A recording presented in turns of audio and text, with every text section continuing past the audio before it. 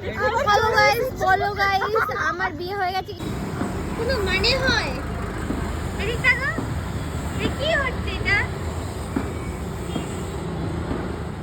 Hey my beautiful peoples, welcome back to another vlog. সবাই কেমন আছেন? আশা করছি সবাই ভালো আছেন। আমরাও বেশ ভালো আছি। আমি আমার বাড়িতে এসেছিলাম। আর আমার বাড়িতে এসে আমি পার্লারে এসেছিলাম। পার্লারটা ফাঁকা ছিল, তাই আমার বর ভিতরে বসেছিল। আমরা আজ যাচ্ছি ঘুরতে। কোথায় ঘুরতে যাচ্ছি সবটাই আপনাদের সাথে শেয়ার করব। আমাদের অনেক পুরনো প্ল্যান ছিল, বিয়ের আগের প্ল্যান। সেই প্ল্যানটাই আজ আমরা সাকসেসফুল করেছি। এই সবাই তাকে একটু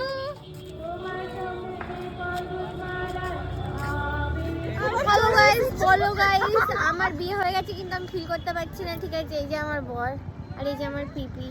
আমরা বেরিয়েছি ঘুরতে, কিন্তু চার্চের কোনো হাল দেখতে পাচ্ছি না ভালো। আমার রাগ হচ্ছে।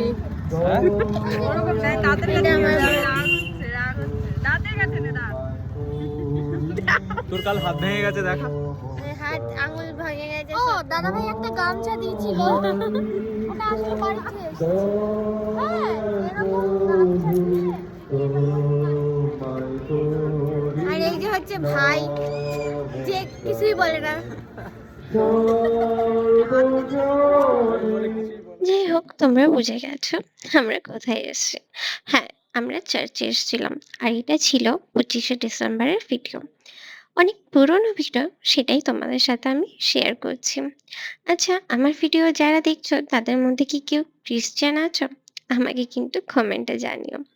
আর এই যে আমরা first take and then second take, এরকম একটা ভিডিও বানানোর শখ ছিল, সেই ভিডিওটাই আমি করেছি।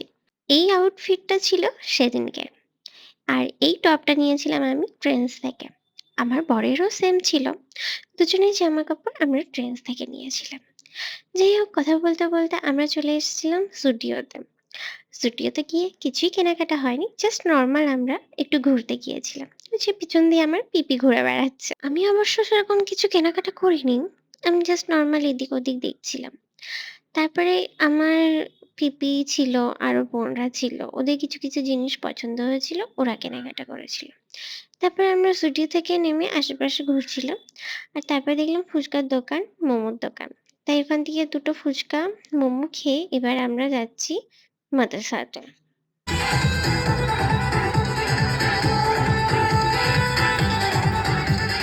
পাশে গান বাজছিল, তাই সবাই নাচানাচি করছিল, আর আমিও একটু গেত মারছিলাম। ওর জিতকে ডাক।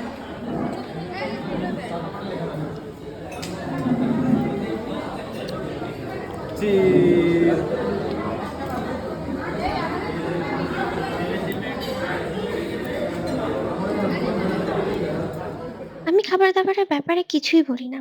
কিন্তু মাদারসাটের খাবারটা খেয়ে এতটাই আমার অপছন্দ হয়েছিল, আমি বলতে বাধ্য হচ্ছি। ওখানকার খাবার কোয়ালিটি এতটাই খারাপ করে দিয়েছিল যে কোনো খাবারই আমার পছন্দ হয়নি।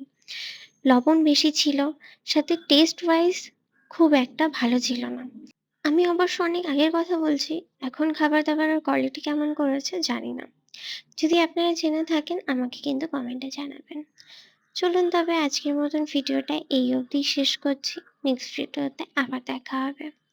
আজকের মতন আসি তবে। টাটা। ভালো থাকবেন সবাই।